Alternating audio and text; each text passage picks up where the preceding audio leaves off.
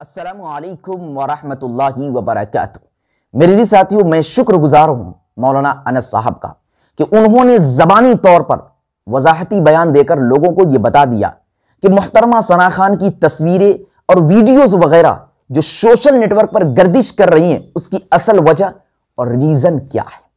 आपने वो वीडियो और उनका वजाहती बयान सुन लिया होगा, देख लिया होगा।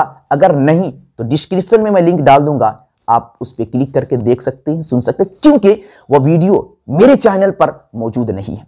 मैंने अब तक जितनी भी वीडियो बनाई है उन सारी वीडियो का एक ही मकसद, एक ही रीजन और एक ही सबब है कि मौलाना अनस साहब कोई वजाहती बयान पेश करे, अपनी खामोशी को तोड़े।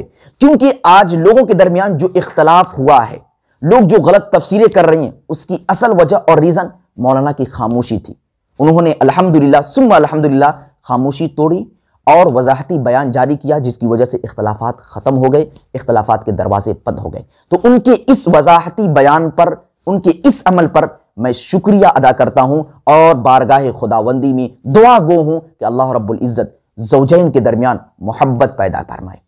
और आखिर में मैं मुहतरमा सना खान और उनके शौहर मौलाना अनस साहब से माफ़ी का तलबगार हूं, क्योंकि मैंने वीडियो के अंदर बहुत सी कड़वी बातें और तल्ख जुमले भी इस्तेमाल किए हैं, जिसकी वजह से यकीनन कहीं ना कहीं आपको तकलीफ हुई होगी। इसकी वजह से मैं माफ़ी मांगता हूं और उम्मीद करता हूं कि आप यकीनन बंदे नाचीज़ को माफ़ कर देंगे। अस्सलामु अलैकुम वरहमतुल्लाहि वबरकातुहू।